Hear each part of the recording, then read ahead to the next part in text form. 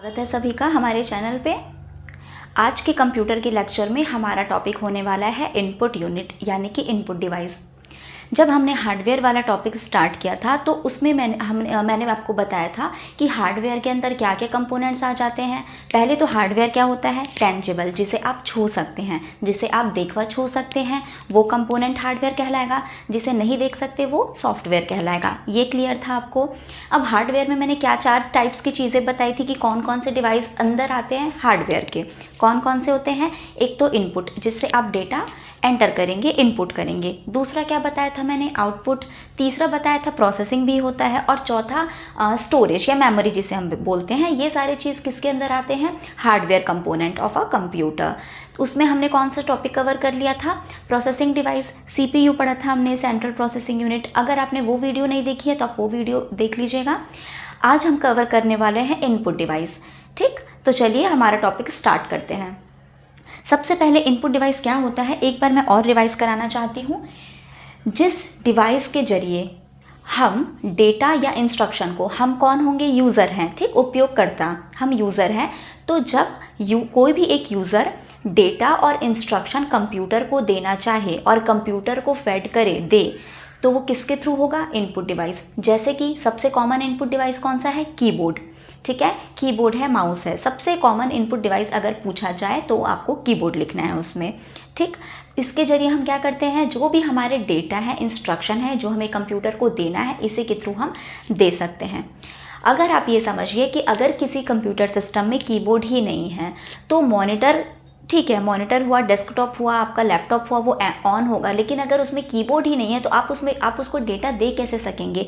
आप उसे क्या काम लेना चाहते हैं वो कंप्यूटर को पता ही कैसे चलेगा, है ना? तो इसीलिए इनपुट डिवाइस बहुत ही इंपॉर्टेंट कंपोनेंट हुआ।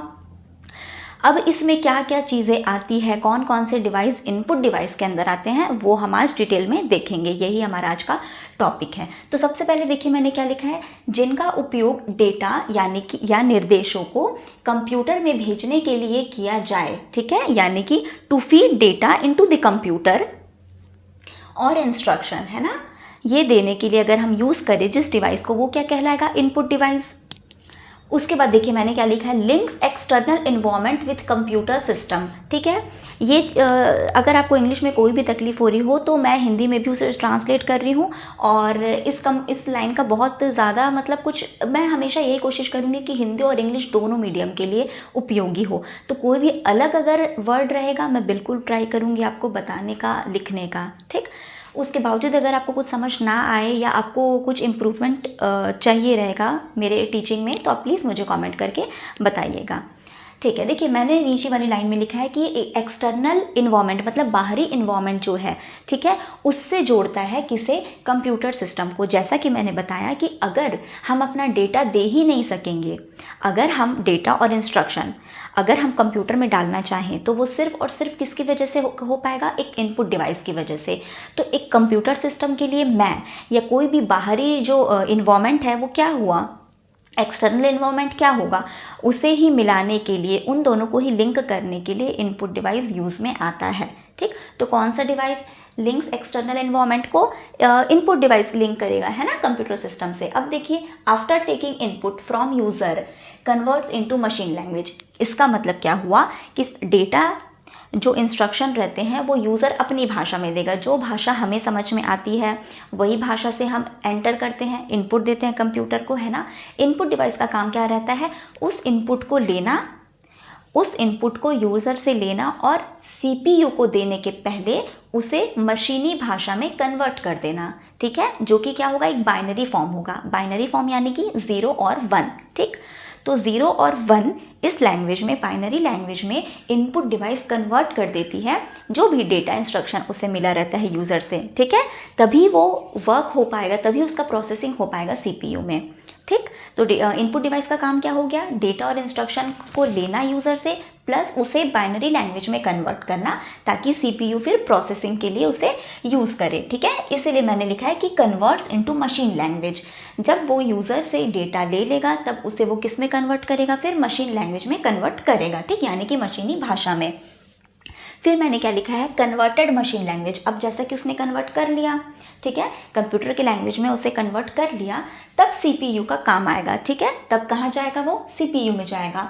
उपयोगकर्ता डेटा को किसी भी फॉर्मेट में दे, उपयोगकर्ता डेटा को किसी भी फॉर्मेट में दे। अब मैंने आपको बताया था कि डेटा कितने टाइप के होते हैं, 3 टाइप के। न्यूमेरिक होते हैं, अल्फ़ाबेट्स के फॉर्म में होते हैं और अल्फ़ा न्यूमेरिक होते हैं, ठीक है। न्यूमेरिक में क्या आ गया था आपका, 0 से 9 डिजिट तक। हाँ, कोई भी आप डिजिट बना सकते हो, जैसे आप 1000, 2000, कितने भी लाख, कितने भी आप डिजिट बना सकते हो ना, पर आप यूज़ किसका करोगे, 0 से 9। तो कहने का मतलब होता है 0 से 9 में आप कितने भी डिजिट्स बना सकते हो, ठीक। बहुत ही बेसिक था, बट बताना बहुत छोटी छोटी चीज़ें में ना, चीज़ों में लोगों को डाउट होता है, मुझे भी होता था अपने टाइम पे, इसलिए मैं यही ट्राई करती हूँ कि मैं छोटे से छोटी डिटेल्स भी आपको बता पाऊँ, ठीक है। तो देखिए, डेटा कितने तरीके का हुआ, न्यूमेरिक डेटा यानी कि संख्यात्मक हमने पढ़ा था 0 से 9।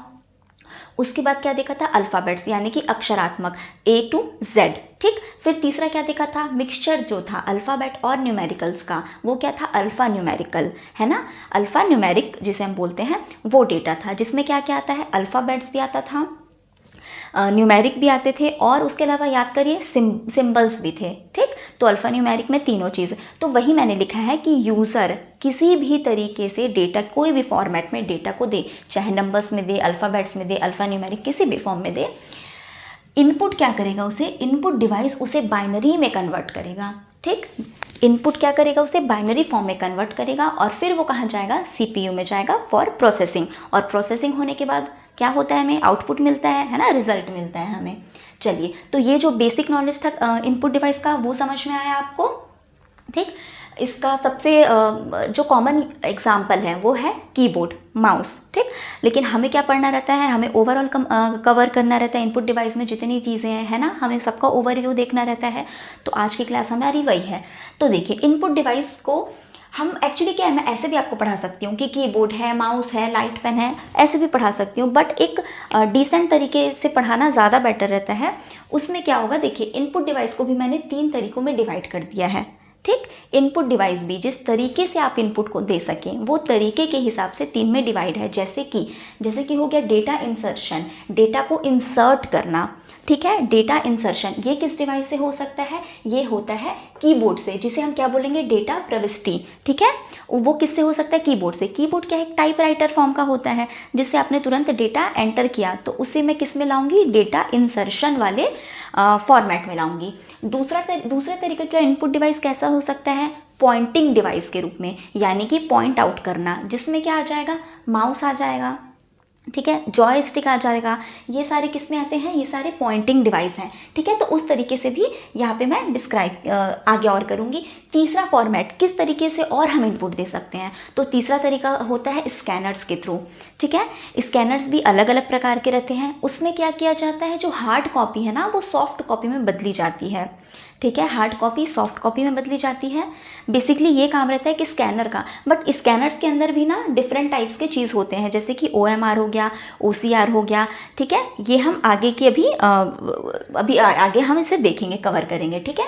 तो चलिए, स्कैनर में आपको क्या याद रखना है कि बेसिकली क्या होता है, हार्ड कॉपी को सॉफ्ट कॉपी में बदलता है, ये चेंज करता है इमेज को एस्काई कोड्स में, ठीक है, एस्काई कोड्स में चेंज करता है। अगर पूछ दे कि स्कैनर, इनमें से स्कैनर का कौन सा काम है, तो एक तो हार्ड कॉपी को सॉफ्ट कॉपी में बदलना, और ये क्या काम करता है, जो इमेज रहता है उसे किस कोड्स में बदलता है, एस्काई कोड्स में। सिर्फ आपको इतना याद रखना है, ठीक। चलिए, जैसे कि क्या हो गया, scanner, OCR, OMR, BCR, MICR, biometrics, ये सारी चीज़ें किस में आएंगे, स्कैनर्स वाले फैमिली में आएंगे, ठीक है। तो 3 तरीके से आप इनपुट दे सकते हो। पहला, डेटा इंसर्शन, जिसमें आ जाएगा कीबोर्ड, सबसे कॉमन चीज़, ठीक है। दूसरा आ जाएगा पॉइंटिंग डिवाइस, मतलब पॉइंट आउट करके आप दे सकते हो इनपुट को, ठीक। तीसरा आ जाएगा स्कैनर के थ्रू, जैसे कि हम मॉल में जाते हैं, बिलिंग कराते हैं जब हमारे सामान को, तो आपने देखा होगा कि बार कोड्स वो क्या करता है, वो हर एक जो भी वहाँ पे बिलिंग के लिए जो भी बैठते हैं, वो उनका काम क्या रहता है, वो जो भी आपने प्रोडक्ट्स खरीदे हैं उसमें एक लोगो लगा रहता है, स्टिकर लगा रहता है प्राइस वाला, ठीक है। तो वो बार कोड रीडर से क्या करते हैं, उस कोड को रीड करते हैं, तो प्राइस जो है वो ऑटोमेटिकली कंप्यूटर में आ जाने से काम करता है स्कैनर। चलिए, हम आगे देखते हैं। सबसे पहले हम पढ़ेंगे डेटा इंसर्शन, ठीक है। डेटा इंसर्शन उसमें क्या था, सिर्फ और सिर्फ कीबोर्ड था, सिर्फ हमने कीबोर्ड देखा है उसमें। तो सबसे कॉमन जो डेटा इंसर्शन का या सबसे कॉमन इनपुट डिवाइस है वो होता है कीबोर्ड, ठीक। उसके लिए और क्या लिखा है मैंने, देखिए, फॉर टाइपिंग पर्पस, एक टाइपराइटर के फॉर्म में कीबोर्ड रहता है, एक टाइपराइटर के जैसे रहता है जिसमें टाइपिंग का काम हम कर सके, बट उसका एक मॉडिफाइड वर्जन है ये, ठीक। तीनों प्रकार के डेटा का इंसर्शन होता है। जो डेटा मैंने आपको बताया कि 3 प्रकार के डेटा रहते हैं, तीनों प्रकार का डेटा, उसके अलावा और भी चीज़ रहते हैं, बट बेसिकली डेटा तो यही 3 टाइप के रहते हैं ना। तो हर तरह का डेटा इंसर्शन किससे हो सकता है, कीबोर्ड के थ्रू हो सकता है, ठीक है। चलिए अब देखिए, अगर क्वेश्चन आता है, बहुत ही कॉमन क्वेश्चन है, ये आ भी चुका है एग्जाम में, कि कितने keyboards, how many keyboards are present, sorry, how many keys are present in a keyboard, किसी भी एक कीबोर्ड में कितनी कीज़ यानी कि कितनी कुंजियाँ रहती हैं, ठीक है। तो उसका आंसर आएगा नंबर ऑफ कीज़, ठीक है। कितनी कुंजियाँ रहती है, तो 104, ठीक है, 104। क्या लिखना है आपको, बिल्कुल आप इसमें कंफ्यूज नहीं होंगे, बिल्कुल भटकेंगे नहीं, क्योंकि बुक में या कई जगह अलग अलग कीज़ लिखी रहती है, ठीक है, वो भी सही है, बट एक स्टैंडर्ड, हमेशा क्वेश्चन स्टैंडर्ड वाली चीज़ों से पूछा जाता है ना, कि एक स्टैंडर्ड कीबोर्ड में कितनी कीज़ रहते हैं, तो एक स्टैंडर्ड कीबोर्ड में 104 कीज़ रहते हैं, ठीक है। अगर पूछ दे कि मिनिमम कीज़ रिक्वायर्ड, अगर ये पूछ दे कि मिनिमम, कम से कम कितने कीज़ रिक्वायर्ड है, तो आपको लिखना है 101। क्या लिखना है आपको, 101, ठीक है। देखिए 104 टोटल नंबर ऑफ कीज़ हैं, टोटल जो होते हैं एक स्टैंडर्ड कीबोर्ड में, ठीक। उसमें से 101 कीबोर्ड मिनिमम रिक्वायर्ड है, ठीक है। तो बाकी का बचा फिर जो डिफरेंस आ रहा है वो कहाँ आता है, वो ऐसे कीज़ रहते हैं, वो ऐसे कुंजियाँ रहती है जो हम शिफ्ट की के साथ यूज़ करते हैं, ठीक है। शिफ्ट के साथ अगर हमने उसे दबाया तो ये आएगा, या मतलब उसका कुछ ऐसा यूज़ रहता है जिसे आप नेगलेक्ट भी कर सकते हो, उसका एक आपके पास ऑल्टरनेट मौजूद रहता है, ठीक है। तो अगर मिनिमम बोल दे तो 101 और टोटल बोले तो 104, ठीक है। चलिए, किस प्रकार का कीबोर्ड हम यूज़ करते हैं, क्वाड्रेटिक कीबोर्ड, ठीक है। क्वाड्रेटिक कीबोर्ड क्या होता है, ये क्वाड्रेटिक कीबोर्ड, कीबोर्ड में आप ध्यान दीजिएगा, कीबोर्ड में जहाँ से अल्फ़ा न्यूमेरिकल्स, मतलब जहाँ से ये अल्फ़ाबेट्स वाला लाइन शुरू होता है, अल्फ़ाबेट्स वाला लाइन जहाँ से शुरू होता है, सबसे टॉप कॉर्नर पे, ठीक है, लेफ्ट टॉप कॉर्नर पे कहाँ से स्टार्ट होते हैं अल्फ़ाबेट्स, W, क्या लिखे रहता है वहाँ से, सॉरी नॉट W, Q, ठीक है, क्या लिखे रहता है, QWERTY, जिसे हम कहते हैं क्वाड्रेटिक कीबोर्ड, ठीक है। कई देशों में अलग अलग प्रकार का कीबोर्ड ये यूज़ होता है, बट एक स्टैंडर्ड, मतलब इंडियन स्टैंडर्ड कीबोर्ड, इसी से ही रिलेटेड क्वेश्चन आएगा भी तो, है ना। तो इसीलिए आपको क्या ध्यान रखना है, सिर्फ और सिर्फ क्वाड्रेटिक कीबोर्ड, ठीक है। आप ध्यान दीजिएगा, लेफ्ट कॉर्नर में जहाँ से अल्फ़ाबेट शुरू होते हैं वहाँ QWERT यहीं से आपका शुरू होता है। तो ये जो 6 अल्फ़ाबेट्स है ना, इसी को लेके नाम लिख दिया गया क्वाड्रेटिक कीबोर्ड। और इसको बनाया किसने था, ध्यान दीजिएगा, डेवलप्ड बाय, अगर ये पूछ दे कि जो स्टैंडर्ड कीबोर्ड है, क्वाड्रेटिक कीबोर्ड है, उसको किसने बनाया था, ठीक है, तो आपको लिखना है क्रिस्टोफर लेथम सोल्स, ठीक है, क्रिस्टोफर लेथम सोल्स, हिंदी में मैंने लिख दिया है क्रिस्टोफर लेथम सोल्स या क्रिस्टोफर शोल्स, ये पूछ सकता है, ये डायरेक्ट दे देगा, ठीक है। कब आविष्कार किया था, 1868 में, ठीक है, 1868 में किया गया था। ईयर इंपॉर्टेंट, अभी तक ईयर तो नहीं, बट हाँ ये नाम डायरेक्ट दे सकता है कि किसने आविष्कार किया था, ठीक है। तो क्रिस्टोफर शोल्स ने आविष्कार किया था 1868 में, ठीक है। इतना समझ में आया आपको कीबोर्ड में, ठीक। अब देखिए, जितनी कुंजियाँ उसमें रहती है उसे भी हम डिवाइड कर सकते हैं कि उनका काम क्या है, उनके फंक्शन के बेसिस पे हम उसे भी डिवाइड कर सकते हैं, ठीक। 104 कुंजियाँ तो रहती है ना, 104 कीज़ रहते हैं उसमें। अब हम थोड़ा डिवाइड करके पढ़ लेते हैं ताकि एक ओवरऑल व्यू मिल जाए, ठीक है। इसमें से भी क्वेश्चंस पूछ देता है कि मॉडिफायर कीज़ किसे कहते हैं, ठीक है, फंक्शन कीज़ में क्या क्या होता है, तो ये भी क्वेश्चन में आ सकता है। चलिए हम शुरू करते हैं, ये देखना कि टाइप्स ऑफ कीज़, ठीक है, कितनी प्रकार की कुंजियाँ होती है कीबोर्ड पे। चलिए, तो पहला मैंने क्या लिखा है, देखिए, टाइपिंग कीज़। टाइपिंग कीज़ मतलब नॉर्मली जनरल जो टाइपिंग के लिए काम आए, जिसमें आ जाएगा आपका न्यूमेरिक कीज़ और अल्फ़ा न्यूमेरिक कीज़, ठीक है। न्यूमेरिक और अल्फ़ाबेट का कॉम्बिनेशन ये आ जाएगा किसमें, अल्फ़ा न्यूमेरिक में। एक्चुअली देखिए, बुक में कई जगह आपको ये दिखा देगा कि अल्फ़ाबेट्स की अलग दिखा देगा, अल्फ़ाबेटिकल कीज़, और न्यूमेरिक कीज़ भी अलग दिखाएगा, वो भी बिल्कुल सही है, ठीक है। मैं रिपीट कर रही हूँ, वो भी बिल्कुल सही है।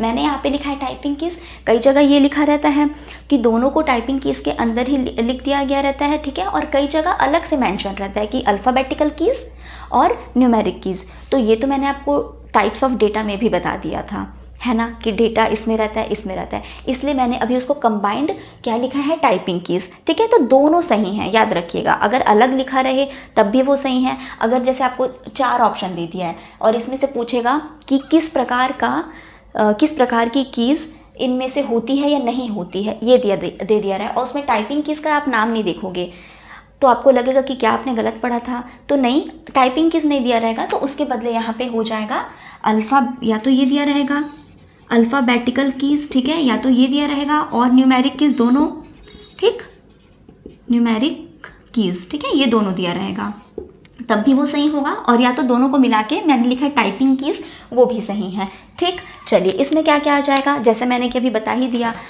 इसमें आ जाता है अल्फ़ा न्यूमेरिक कीज़। अल्फ़ा मतलब कॉम्बिनेशन, किसका कॉम्बिनेशन रहता है, वो अक्षर एवं अंकीय कुंजियाँ, ठीक है, अक्षर जिसमें आ जाएगा A to Z, ठीक है, उसके अलावा अंकीय कुंजियाँ यानी कि 0 से 9, जैसे मैंने बताया है ना। तो ये सारी कीज़ किस में बेसिकली काम आती है, टाइपिंग कीज़ के अंदर आती हैं। ठीक, चलिए तो ये हमारा कंप्लीट हुआ। दूसरा हम देखते हैं फंक्शन कीज़। फंक्शन कीज़ में क्या आ जाएगा, F1 से F12, बहुत ही इंपॉर्टेंट है ये कि कितने फंक्शन कीज़ प्रेजेंट रहते हैं एक स्टैंडर्ड कीबोर्ड में। अगर ये पूछ दिया जाए तो आपको लिखना है F12, ठीक है, 1 से 12 तक। हर फंक्शन की का अपना एक काम होता है, ठीक है, इसे ही कई बार प्रोग्रामिंग कीज़ भी कहा जाता है। ठीक, किसे, फंक्शन कीज़ को ही प्रोग्रामिंग कीज़ भी कहा जाता है।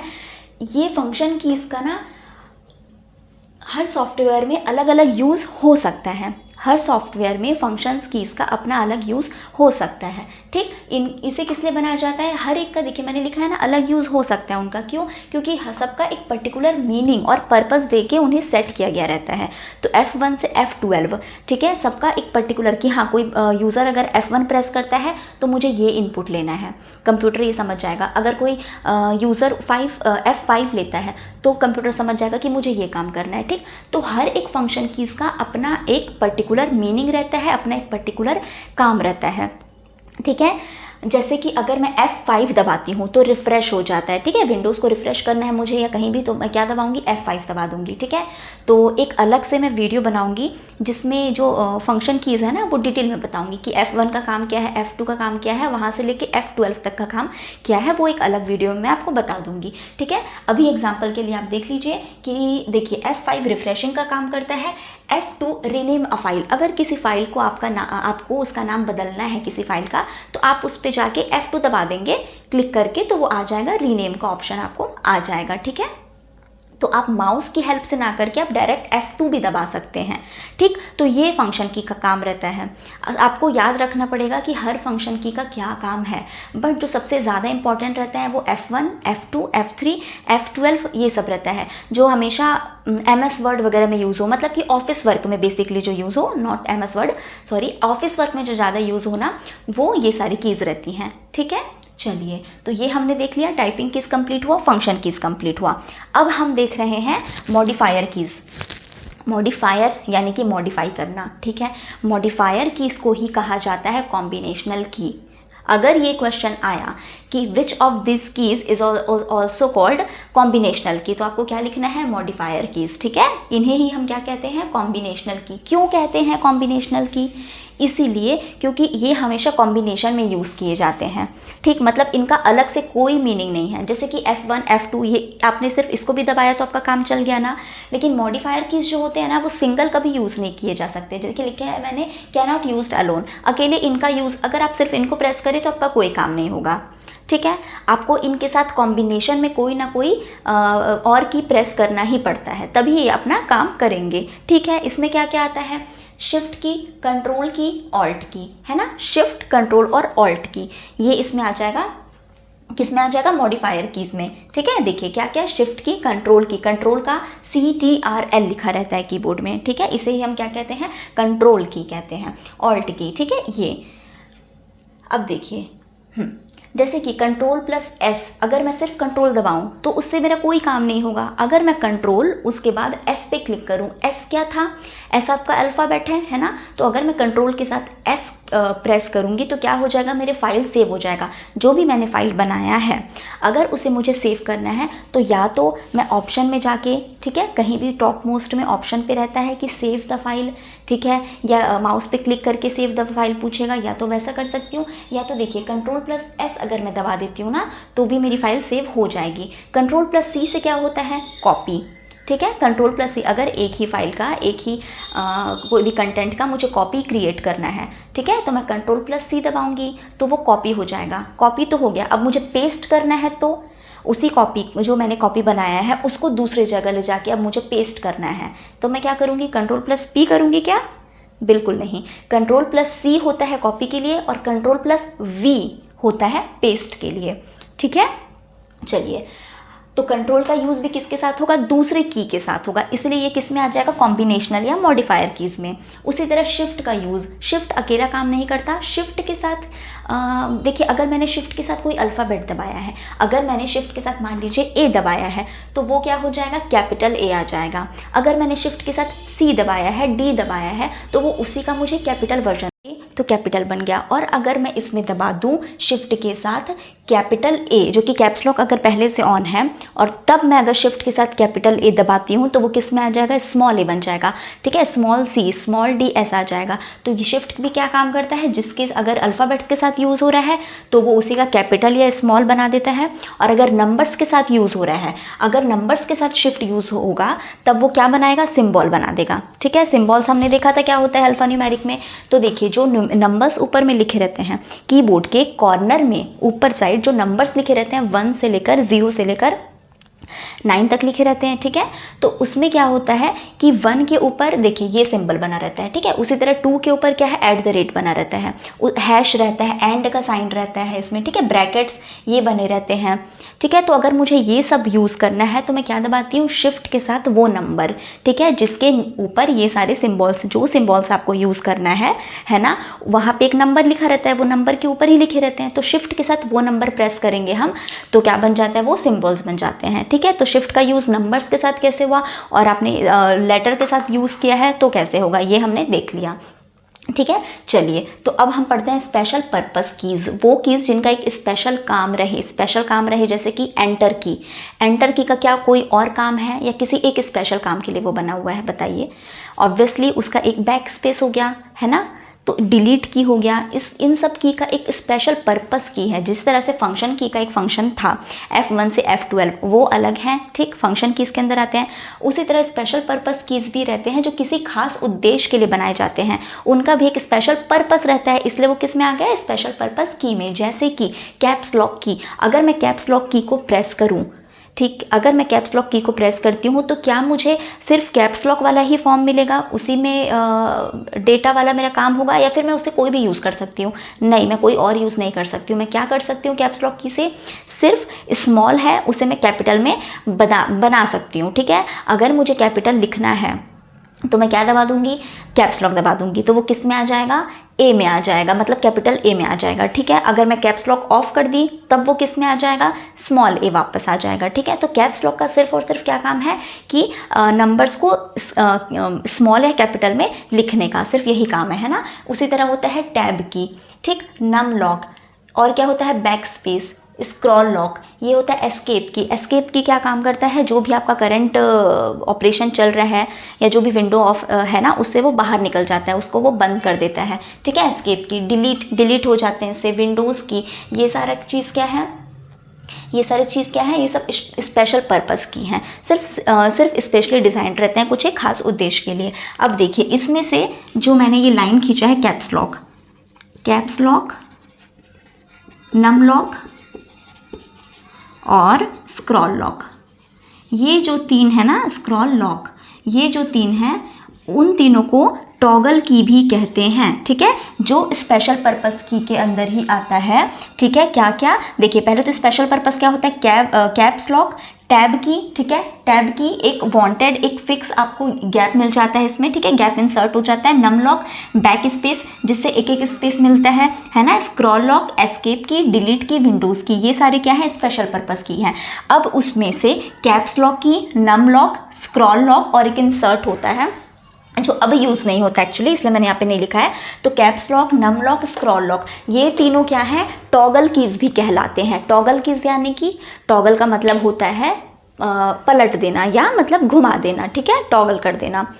तो ये क्या काम करते हैं, इस तीनों का पर्पस यही है कि ये रिजल्ट को उल्टा कर देते हैं। जैसे कि मैंने क्या बताया, कैप्स लॉक, अगर मान लीजिए मैं अपने कीबोर्ड में अभी पूरी तरीके से ABCD ये लिख रही हूँ, ठीक है, मुझे इंग्लिश में लिखना है, कैपिटल लेटर में ABCD लिखना है मुझे, तो उसके लिए मैं एक बार क्या दबाऊंगी, कैप्स लॉक, ठीक है। तो अगर मैं कैप्स लॉक दबाई तो फिर पूरे वर्ड्स ऐसे आएंगे, है ना, सेम यही ABCD अब किस में आएगा, कैपिटल लेटर में आएगा। फिर से मैंने अगर कैप्स लॉक दबाया तो फिर वो ऐसा आएगा, है ना। तो ये क्या काम कर रहा है, पूरा उल्टा कर दे रहा है। अभी ये ऐसा था, इसको दबाई मैं तो फिर ये पूरा देखिए पूरा कैपिटल आने लग गया, ठीक है। फिर मैं दबाऊंगी, फिर ये ऐसा आ जाएगा, तो ये पूरा उल्टा कर दिया, ठीक। उसी तरह से नम लॉक मतलब कि नंबर लॉक हो जाता है। आपके कीबोर्ड में नंबर ऊपर भी दिए रहते हैं, ठीक है। उसके अलावा आप राइट साइड में देखिएगा, राइट साइड में भी एक पूरा कॉलम बना हुआ रहता है, वो नंबर्स का ही कॉलम रहता है। उसके अलावा वहाँ पे ना ऑपरेशन दिए रहते हैं, जैसे कि गुणा करने के लिए गुणा, भाग, प्लस, माइनस, ये उसके साथ दिया रहता है और नंबर्स लिखे रहते हैं, ठीक है। तो वो पोर्शन भी न्यूमेरिक कीज़ के अंदर आता है। जो मैंने यहाँ आपको बताया था ना कि कई जगह अलग अलग दिया रहेगा, वो इसी पर्पज से दिया रहता है, ठीक है। वो टाइपिंग कीज़ ही, तो इसीलिए अलग, क्योंकि न्यूमेरिक कीज़ अलग से यहाँ भी दिया रहता है और अल्फ़ाबेट्स यहाँ है। उसके अलावा अल्फ़ा न्यूमेरिक भी होता है जो एक साथ दिया रहे, ठीक है। तो जो न्यूमेरिक कीज़ है जो अलग से दिया रहता है, उसमें नम लॉक अगर मैं कर दूं तो वो काम नहीं करेगा, ठीक है। वहाँ से नंबर नहीं फिर दबेंगे आपके। आपको अगर नंबर प्रेस करना है तो जो लेफ्ट साइड में ही एक पूरा रो है ना, उसे ही आपको दबा के नंबर लिखना रहता है। इस तरफ के फिर नंबर्स काम नहीं करेंगे अगर मैं नम लॉक दबा दूं, और फिर नम लॉक दबा दूं तो वो काम करेंगे। तो फिर उल्टा हो गया रिजल्ट, है ना, कि या तो एकदम ही काम नहीं करेंगे या तो फिर काम करेंगे। तो इसीलिए इनको क्या कहा जाता है, टॉगल की कहा जाता है, ठीक है। जिसमें क्या आ गया, आपका कैप्स लॉक आ गया, नम लॉक आ गया, और क्या हो जाएगा, एक स्क्रॉल लॉक। इससे भी क्या होता है, स्क्रॉलिंग लॉक हो जाती है, जो आपका स्क्रॉल करते हैं ना वो लॉक हो जाता है। तो जब भी देखिए ये दोनों लॉक, ये तीनों लॉक जो गए, caps lock, num lock, scroll lock, ये तीनों क्या हो गए, टॉगल कीज़ भी कहलाते हैं। ये भी अगर क्वेश्चन आया तो आपको याद रखना है। चलिए, हमारा कंप्लीट होता है कीबोर्ड जो था वो कंप्लीट हो गया। जितने इंपॉर्टेंट चीज़ थे मैंने बता दिया कि कीबोर्ड का आविष्कार किसने किया है, क्रिस्टोफर लैथम शोल्स ने किया था। कितने कीज़ प्रेजेंट रहते हैं, किस किस टाइप के कीज़ प्रेजेंट रहते हैं, ये फंक्शन की रहते हैं ना, वो मैं आपको अलग से बताऊंगी, ठीक है। चलिए, तो हम दूसरा पढ़ें। दूसरा क्या था हमारा, ध्यान दीजिए, इनपुट पहला डेटा इंसर्शन के फॉर्म में हो सकता है, जिसमें कीबोर्ड आता है आपका। दूसरा क्या होता है, पॉइंटिंग डिवाइस। पॉइंटिंग के जरिए, पॉइंट आउट करके, आप ये समझ सकते हैं, पॉइंट आउट करके आपको इनपुट देना रहता है। तो इसमें क्या क्या फिर चीज़ें आ जाएंगी, चलिए देखते हैं। पॉइंटिंग डिवाइस, इसमें क्या आएगा, देखिए मैंने यहाँ पे उसका डेफिनेशन लिखा भी है कि पॉइंटिंग या डिफाइनिंग, अगर मुझे पर्टिकुलर पॉइंट को क्लिक करना है ना, तो अगर किसी पॉइंट को डिफाइन करना है या पॉइंट करना है, या तो अगर मुझे स्क्रॉल करना रहता है, मूव करना रहता है एक जगह से दूसरे जगह, है ना, अगर मुझे ऐसे स्क्रॉलिंग भी करनी है या किसी पर्टिकुलर पॉइंट को क्लिक करना है, डिफाइन करना है, तब मैं क्या यूज़ करूँगी, पॉइंटिंग डिवाइस। जिसका क्या, देखिए ये पॉइंटिंग और डिफाइनिंग के लिए यूज़ होते हैं। किसी जगह पर जाकर क्लिक पॉइंट करना, ठीक है, किसी जगह पे आप गए, किसी फाइल, किसी फोल्डर या किसी भी जगह पे गए, वहाँ पे आपने क्लिक किया, ठीक है, वहाँ पे क्लिक या उसे पॉइंट आउट करने के लिए क्या यूज़ करते हैं हम, पॉइंटिंग डिवाइस यूज़ करते हैं। जैसे कि कौन कौन से डिवाइस पॉइंटिंग डिवाइस होंगे, mouse, joystick, light pen, trackball, touch screen और टच पैड। ये सब क्या काम करते हैं, किसी जगह पे जाके उसे क्लिक या पॉइंट आउट करने का काम करते हैं। जैसे कि अगर मैं बोल दूँ टच स्क्रीन फोन्स, स्मार्टफोन जो रहता है, टच स्क्रीन जो रहता है, अगर मुझे वहाँ जाके क्लिक करना है, मतलब वहाँ तो सिर्फ हाथ से ही हो जाता है, उंगलियों से हो जाता है, ठीक है, तो क्लिक करना रहता है, तो मैंने पॉइंट आउट उसे कर दिया पर्टिकुलर जगह को। उसी तरह ये सारे चीज़ जो भी होते हैं ना, mouse, joystick, light pen, trackball, touch screen, touchpad, ये सारे क्या है, पॉइंटिंग डिवाइस। तो अगर ये पूछे ये इनपुट है तो इनपुट डिवाइस है। अगर बोल दे इनमें से कौन सा एक पॉइंटिंग डिवाइस है, तो ये किस कैटेगरी में आ जाएगा, ये सब आप देख के जाइएगा। पॉइंटिंग डिवाइस की कैटेगरी में क्या क्या आ जाएगा, फिर से रिवाइज करते हैं। माउस, जॉयस्टिक जो कि बेसिकली गेम या वीडियो गेमिंग इसके लिए ही यूज़ होता है ना, light pen, trackball, touch screen और टच पैड, ये सारे पॉइंटिंग डिवाइस होंगे। चलिए एक एक करके हम उसे पहले पढ़ लेते हैं। तो देखिए माउस का क्या लिखा है, कर्सर पॉइंटर के द्वारा पॉइंट या डिफाइन करने, है ना, कर्सर रहता है, पॉइंटर रहता है। माउस सबने देखा होगा कि उसमें 3 बटन्स रहते हैं, 2 बटन्स या बीच में एक स्क्रॉल वाला वो भी आता है, या 3 बटन्स, ठीक है, ये आते हैं। तो ये क्या काम करता है, कर्सर और पॉइंटर के द्वारा पॉइंट आउट करता है या डिफाइन करता है। ठीक है। माउस का आविष्कार किसने किया था, माउस किसने बनाया था, तो डगलस एंजल बर्ट ने। ठीक है, डगलस एंजल बर्ट ने बनाया था माउस को। ठीक है, तो कीबोर्ड का ध्यान रखिएगा, किसने बनाया था, माउस को किसने बनाया था, डगलस एंजल बर्ट ने। ठीक है। जनरली 3 बटन वाले माउस यूज़ होते हैं, जिसमें क्या रहता है, एक राइट क्लिक रहता है, एक लेफ्ट क्लिक रहता है और बीच में एक स्क्रॉल लगे रहता है। ठीक है, तो ये यूज़ होता है जनरली। ठीक है, 1 right 1 left and scroll wheel, एक स्क्रॉल व्हील लगे रहता है एट द सेंटर। ठीक है, सेंटर पे। चलिए फिर देखिए, माउस यूज लेज़र रे फॉर कर्सर्स मूवमेंट। ओके, आपने ध्यान दिया होगा रेड लाइट जलती रहती है। ठीक है ना, जब भी आप कर्सर को उठाओ या आप ध्यान दो, उसमें तो एक रेड टाइप की लाइट जलती रहेगी। ठीक है, तो वो क्या काम करता है, माउस क्या करता है, लेज़र रेज को यूज़ करता है कर्सर के मूवमेंट के लिए। ठीक है, mouse use laser rays for cursor movement. Hindi में मैंने क्या लिखा है, कर्सर की गति के लिए लेज़र किरणों का उपयोग। अगर पूछ दे किस टाइप की लेज़र किरणों का उपयोग करता है माउस। ठीक है ना, शेप ऑफ अ पॉइंटर, ये देखिए, इसे हम कर्सर बोल देते हैं, वो गलत है, ये पॉइंटर का शेप है। ठीक है, अगर पूछ दे पॉइंटर का शेप तो आपको ये लिखना है। ठीक है। चलिए, माउस में ये हमने देख लिया, mouse use laser rays for cursor movement. ठीक है, ये हमारा कंप्लीट हुआ लेज़र रे। और देखिए, एक ऑप्टिकल माउस भी होते हैं, वो ऑप्टिक रेज यूज़ करते हैं। ठीक है, हाँ, ऑप्टिक रेज यूज़ करते हैं माउस। ठीक है, चलिए ये हमारा माउस कंप्लीट हुआ। अब हमें देखना है लाइट पेन। लाइट पेन नाम ही आकार का होगा, नाम से ही क्लियर है। तो हाँ, पेन की तरह दिखने वाला पॉइंटिंग डिवाइस। ठीक है, वो पॉइंटिंग डिवाइस जो पेन की तरह दिखता हो। ठीक है, इसमें नीचे क्या है, आपको लाइट दिखेगा। ठीक है, क्योंकि ये क्या है, लाइट सेंसिटिव डिवाइस है। ठीक है, ये क्यों यूज़ होता है, ये भी सेम देखिए, to access any file defining any data on screen. ठीक है, जैसे कि माउस को हम स्क्रॉल करके करते हैं, इसे भी हम पॉइंटिंग डिवाइस के तौर पे यूज़ करते हैं, बट वो पेन के शेप का रहता है। उसके थ्रू हम क्या करते हैं, डेटा डिफाइन करते हैं या कोई भी फाइल को एक्सेस कर पाते हैं। ठीक है, बेसिकली लाइट पेन का यूज़ और किस में आता है, ड्राइंग्स और ग्राफिक्स के लिए ज़्यादा यूज़फुल है। ठीक, चलिए इसमें क्या सिस्टम लगे रहता है, तो light pen consist of photo cell and optical system. ठीक है, लाइट सेल के अंदर क्या रहता है, फोटो सेल और ऑप्टिकल सिस्टम लगे रहता है। ठीक, इसीलिए हम इसे क्या कहते हैं, इलेक्ट्रो ऑप्टिकल पॉइंटिंग डिवाइस। ठीक है, इसीलिए हम इसे क्या कहते हैं, लाइट पेन को क्या कहते हैं, इलेक्ट्रो ऑप्टिकल पॉइंटिंग डिवाइस कहते हैं। ठीक, इसका उपयोग पीडीए में होता है, जैसा मैंने बताया आपको कि लाइट सेंसिटिव डिवाइस है। ठीक है, पीडीए का फुल फॉर्म क्या हो गया, पर्सनल डिजिटल असिस्टेंट। पहले भी मैंने बताया था आपको पीडीए के बारे में। ठीक है, पिछले क्लास में। तो देखिए, पीडीए हो गया आपका पर्सनल डिजिटल असिस्टेंट। इसमें बेसिकली हम लाइट पेन को यूज़ करते हैं। ठीक, चलिए जॉयस्टिक क्या होता है, जैसे कि इसमें भी नाम से क्लियर है कि इसमें एक बॉल लाइक इसमें एक स्फेरिकल या रेक्टेंगुलर नीचे ऑब्जेक्ट लगे रहता है, उसमें एक स्टिक लगी रहती है। ठीक है, तो जॉयस्टिक क्या होता है, वही मूव कर पाता है, चारों डायरेक्शन में घूम पाता है। इसका मेन पर्पस गेमिंग या वीडियो गेमिंग, इसमें हम यूज़ करते हैं जॉयस्टिक को।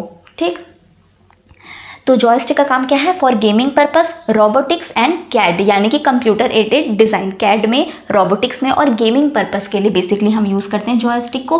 Can be moved in all 4 direction. ठीक, ट्रैक बॉल पे आते हैं। इसमें भी देखिए, ट्रैक बॉल में क्या है, ball like device two point out particular file. ठीक है, ये माउस का ही एक प्रारूप होते हैं, माउस के जैसे ही ये दिखते हैं। ठीक है, इसमें बॉल जो है वो ऊपर की ओर लगे रहता है, ये इसमें डिफरेंस है। ठीक है, तो ट्रैक बॉल का काम क्या रहता है कि ये बॉल लाइक डिवाइस है, ये भी किसी भी पर्टिकुलर फाइल को पॉइंट आउट करने के लिए यूज़ होता है ना। इसका उपयोग भी किस में कर सकते हैं हम, लैपटॉप में, नोटबुक में यूज़ कर सकते हैं। एयर ट्रैफिक कंट्रोल, ठीक है, एटीसी यानी कि एयर ट्रैफिक कंट्रोल, सबमरीन जो जहाज होती हैं उन सब में हम इसका यूज़ कर सकते हैं ट्रैक बॉल का। ठीक है, ये माउस का ही एक प्रारूप है, परंतु कम स्पेस घेरता है। ठीक, माउस का ही एक प्रारूप है, लेकिन ये स्पेस कम घेरता है एज़ कम्पेयर टू माउस। ठीक है, इसमें एक बॉल लगे रहता है ऊपर की साइड, इसीलिए इसे ट्रैक बॉल का नाम दिया गया है।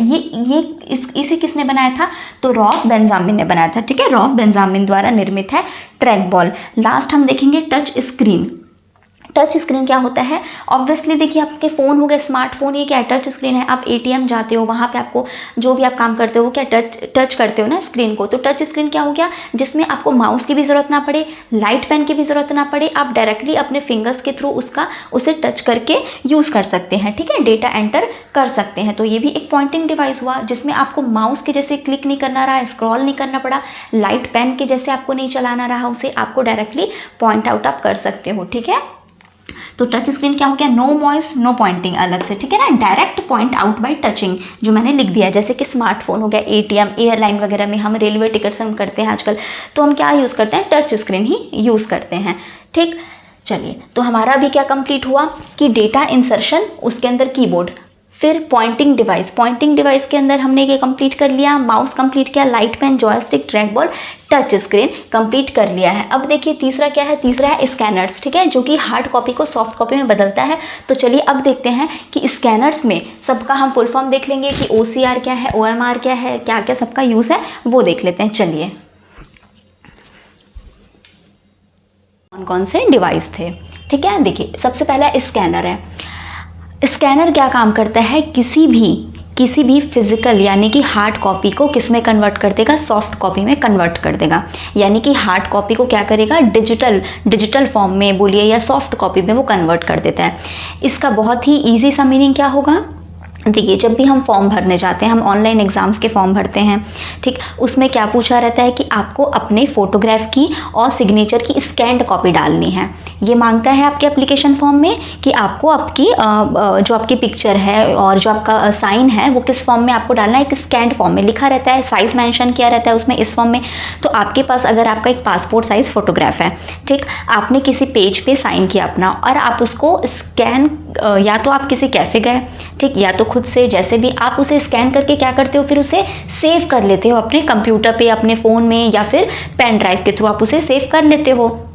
तो क्या हुआ? वो एक हार्ड कॉपी थी, आपका फोटोग्राफ जो था एक हार्ड कॉपी थी ना, आप उसे टच कर सकते हो, एक हार्ड कॉपी थी, वो किस में बदल गई? अब सॉफ्ट कॉपी में, यानी कि वो कंप्यूटर में सेव हो गई। अब एक क्या बन गया? वो वहाँ पे एक प्रोग्राम टाइप बन गया, मतलब एक वो डॉक्यूमेंट वहाँ पे सेव हो गया, तो वो डिजिटली सेव हो गया, ठीक। तो उसे हम कहते हैं स्कैनर। चलिए देखते हैं इसमें मैंने क्या डिटेल लिखा है। किसी भी टेक्स्ट, इमेज या फाइल को स्कैन करके डिजिटल या इलेक्ट्रॉनिक रूप में परिवर्तन कर रहा, ये काम किसका रहता है? स्कैनर का रहता है, ठीक है। मैंने बेसिक्स आपको एक एग्जांपल दिया था, उसी का डिटेल लिखा है कि किसी भी टेक्स्ट को, अब अगर कोई भी टेक्स्ट लिखा है, ठीक है, अगर कोई भी डॉक्यूमेंट है या पूरा एक एप्लीकेशन है, उसको भी आपको अगर ऑनलाइन जमा करना है, या मेल जो हम करते हैं, मेल के थ्रू हम क्या करते हैं? स्कैन्ड कॉपीज़ को कई बार हम दूसरे जगह सेंड करते हैं, ठीक है। तो उस टाइम पे क्या मांगता है? जो भी हार्ड कॉपी है उसी को हमें अगर जमा करना है, हमें भेजना है किसी इंस्टीट्यूट में, कहीं ऑफिस में, कहीं भी, या हमारा CV जो रहता है, ये सब डॉक्यूमेंट्स अगर भेजना है तो हम कैसे भेजते हैं? जो हमारे पास हार्ड कॉपी रहती है उसे हम कन्वर्ट करते हैं सॉफ्ट कॉपी में, ठीक है, डिजिटल फॉर्म में कन्वर्ट करते हैं, और फिर हम उसे इजीली इधर से उधर भेज सकते हैं, है ना। तो यही काम रहता है स्कैनर का, कि भी कोई भी टेक्स्ट को, टेक्स्ट यानी कि आपका CV लिखा है, कुछ भी जो भी टेक्स्ट फॉर्म में लिखा हुआ है, पिक्चर है, जैसा कि मैंने फोटोग्राफ बताया था, साइन है आपका, ठीक है, तो ये सबको क्या करेगा? वो डिजिटली सेव कर लेगा, ठीक है। किसी भी टेक्स्ट, इमेज फाइल को स्कैन करके डिजिटल या इलेक्ट्रॉनिक रूप में परिवर्तन करना। इलेक्ट्रॉनिक फॉर्म में आ गया वो, जैसे वो कंप्यूटर में गया वो इलेक्ट्रॉनिक फॉर्म में आ गया ना। अब आप इजीली उसे यूज़ कर सकते हो, आप उसे अपने मेल में सेव कर सकते हो, आप कभी भी उसे सेंड कर सकते हो, है ना, मेमोरी में आपके वो सेव हो गया। अब देखिए, आफ्टर स्कैनिंग के बाद क्या होता है? स्कैन आपने उसका कर दिया, ठीक है, अब वो उसमें ही चला जाएगा, कंप्यूटर में चला जाएगा। After scanning bit map image के रूप में मेमोरी में स्टोर रहता है। मैंने बताया कंप्यूटर में स्टोर होगा वो, है ना। तो किस मेमोरी में स्टोर रहता है, किस रूप में? Bit map image. आपको बस एक ये नाम याद रखना है कि बिट मैप इमेज के रूप में मेमोरी में वो स्टोर हो जाता है, ठीक है। अब जब वो मेमोरी में स्टोर हो गया तो हम उसका यूज़ कैसे भी कर सकते हैं, वो वहाँ पे स्टोर रहेगा, है ना। चलिए आगे क्या लिखा है मैंने? Works by scanner works by shining light at image document. जिस भी इमेज का, डॉक्यूमेंट का, फाइल का, किसी भी चीज़ को आपको स्कैन करना है, उस पर स्कैनर क्या काम करता है? लाइट यानी कि प्रकाश पुंज डालता है, ठीक है, लाइट डालता है उसमें, ठीक है। जो भी डॉक्यूमेंट, जो भी चीज़ आपको स्कैन करना है उसमें वो क्या काम करता है? लाइट, ठीक है, देखिए वो क्या काम करता है, उस पर शाइन करता है, लाइट शाइन करता है। फिर जो रिफ्लेक्टेड लाइट्स आते हैं ना, जो वहाँ से रिफ्लेक्टेड लाइट्स आते हैं वो डिजिटली एक्चुअली सेव हो जाते हैं, वो डिजिटली सेव हो जाते हैं कंप्यूटर में, ठीक है। जैसे हम फ़ोन में भी सेव करते हैं, फ़ोन में भी हमने अगर स्कैनर वाला ऐप डाउनलोड कर लिया है तो हम क्या करते हैं, उसमें स्कैन होता है और वो हमारे फ़ोन में सेव हो जाता है, तो वो प्रकाश डाल करके उसका काम होता है, ठीक है। चलिए ये हमने देख लिया। अब देखिए extension used in scan file. अब कोई फाइल स्कैंड हो गई, कोई फाइल वहाँ पे सेव हो गई है हमारे मेमोरी में, चाहे फ़ोन हो, कंप्यूटर हो, कहीं पे भी सेव हो गई इस स्कैंड फाइल में। तो जब आप उसे खोलते हैं, जब आप उसे देखते हैं तो उस फाइल के नाम के बाद देखिए ऐसा कुछ लिखा रहता है ना, इसे हम क्या बोलते हैं, एक्सटेंशन बोलते हैं। उस फाइल के नाम के आगे ऐसा लिखा रहता है .jpeg, .png, .gif, ये लिखा रहता है, ये एक्सटेंशन रहते हैं, ठीक है। जैसे कि .jpeg क्या हो गया आपका पिक्चर फॉर्मेट में, ठीक है, फोटो के फॉर्मेट में वो सेव रहता है। GIF कब होता है, जब थोड़ा सा हिलने डुलने वाला, अगर कोई, पता ही होगा आपको GIF है ना, तो उसके लिए हम GIF का एक्सटेंशन वो उसमें यूज़ होता है, ठीक। तो ये था हमारा स्कैनर। नेक्स्ट देखिए क्या लिखा है मैंने, OCR यानी कि ऑप्टिकल कैरेक्टर रीडर या ऑप्टिकल कैरेक्टर रिकॉग्निशन, ठीक है, इसे हम दोनों बोलते हैं, रीडर या रिकॉग्निशन, ठीक है। तो OCR क्या काम करेगा, ये क्या है, ऑप्टिकल कैरेक्टर रीडर, तो इसका काम भी स्कैन करना है, ठीक है। अब ये किस टाइप के, वो देखिए वो क्या काम करता था, कोई भी टेक्स्ट इमेज को स्कैन करता था और सेव कर लेता था।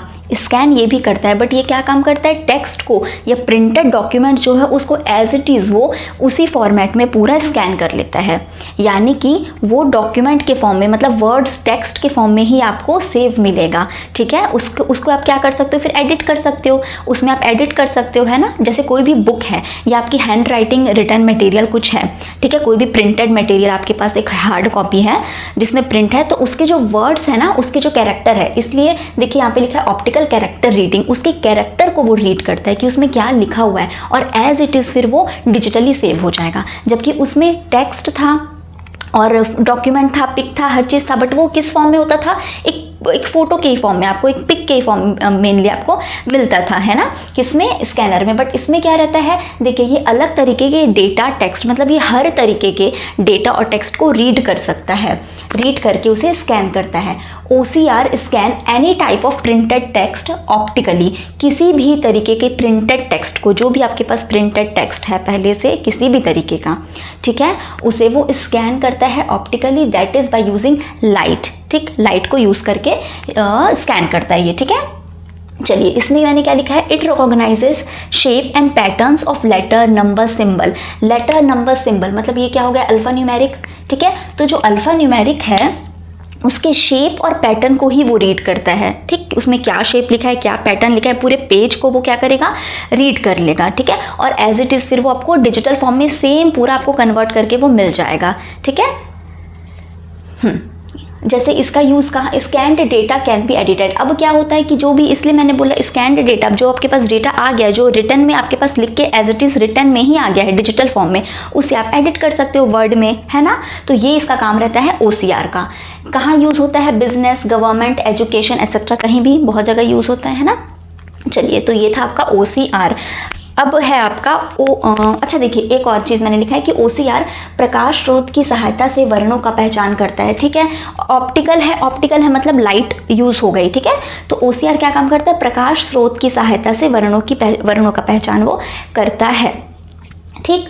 चलिए अब OMR यानी कि optical mark reader, again optical mark reader या ऑप्टिकल मार्क रिकॉग्निशन, ठीक है, दोनों सही हैं। तो OMR क्या करेगा, याद करिए जब आप ऑफलाइन एग्ज़ाम देने जाते हो, हम कॉम्पिटिटिव एग्ज़ाम देने जाते हैं ऑफलाइन, अगर वो एग्ज़ाम रहता है तो आप एक OMR शीट आपको मिलती है ना, OMR शीट मिलती है, उसमें आपको क्या करना रहता है, डॉट फिल करना रहता है ना। सारे आंसर्स आपको किस फॉर्म में देने रहेंगे, डॉट्स के फॉर्म में देने रहेंगे, ठीक है। आपको ये लगाना रहता है ना, जो आपका आंसर रहता है। तो वो OMR शीट किस में चेक होती है, OMR मशीन है, जो OMR भी इनपुट डिवाइस है, वो आपके आंसर्स को किस फॉर्म में एक्सेप्ट करेगा, आपने जो गोला लगाया है, सर्कल फिल किया है, वो उसे एक्सेप्ट रीड करेगा, ठीक, कि आपने कौन सा आंसर लिखा है।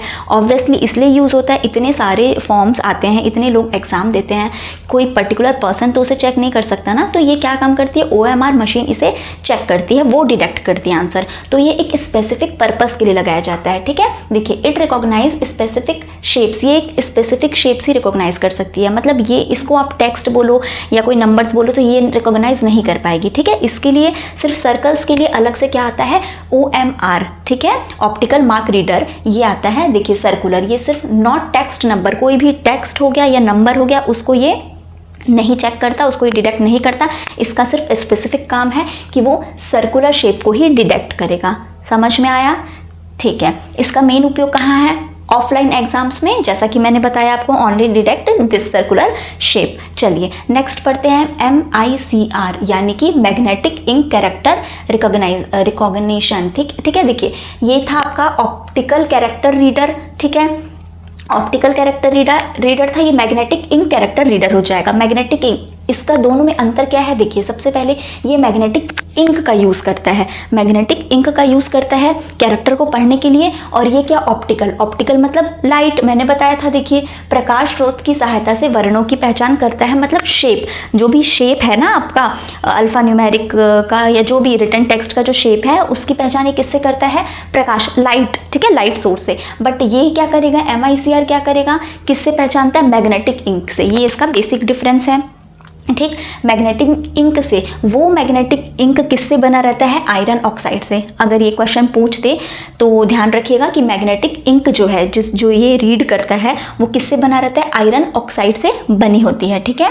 चलिए बेसिकली इनका काम कहाँ पे है, जो फाइनेंशियल इंस्टीट्यूट्स हैं जैसे कि बैंक हो गए, तो मेनली उनका काम यहाँ होता है जहाँ पे आप जब चेक जमा करते हो, ठीक है, तो जो चेक हो गए या ड्राफ्ट्स हो गए उसके लिए, ठीक है, उसके लिए ये बैंक वाले यूज़ करते हैं MICR, क्योंकि चेक बुक पे एक नंबर प्रिंट रहता है ऊपर में, ठीक है, वो जो मैग्नेटिक इंक है वो रीड करता है MICR, ठीक है। तो उसे इसी पर्पस के लिए ही डिज़ाइन किया गया रहता है, ठीक, कि वो उस मैग्नेटिक इंक को रिकॉग्नाइज करे और फिर उसे डिजिटली सेव कर ले, ठीक है। तो used in financial institution like bank, ठीक, चेक और ड्राफ्ट्स के लिए यूज़ होता है फॉर वेरीफाइंग पर्पस कि सही है या नहीं लिखा हुआ, ठीक है। यूज़ मैग्नेटिक इंक यानी कि चुंबकीय स्याही, ये यूज़ करता है एंड स्पेशल कैरेक्टर्स, और सिर्फ स्पेशल कैरेक्टर्स ही ये समझता है, जैसा कि OMR शीट था जो सर्कुलर, वैसे MICR भी एक स्पेसिफिक पर्पस के लिए, ठीक है, स्पेशल कैरेक्टर्स को ही पहचानने के लिए बनाया गया होता है।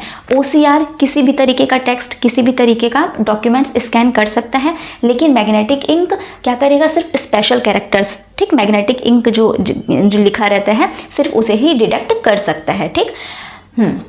स्पेशल फॉन्ट, सिर्फ 2 तरीके का फॉन्ट ही ये डिटेक्ट कर सकता है, ठीक है। चलिए अब हम पढ़ते हैं बार कोड रीडर यानी कि BCR, बार कोड रीडर, ठीक है। बार कोड रीडर से ही आपको समझ आ गया होगा कि बार कोड्स को जो रीड कर सके, ज़्यादातर कहाँ पाए जाते हैं, शॉपिंग मॉल हो गए, ग्रॉसरी स्टोर हो गए, वहाँ हर प्रोडक्ट्स पे, हर उत्पाद पे क्या लिखे रहता है, बार कोड्स लगे रहते हैं, ठीक है। उस बार कोड को जब हम जाते हैं पेमेंट के लिए तो वो क्या काम करता है, बार कोड आपने देखा होगा हाथ पे रख के वो उसे स्कैन करते हैं, है ना, एक जगह फिक्स कर लेते हैं और वहाँ पे उसे स्कैन करते हैं।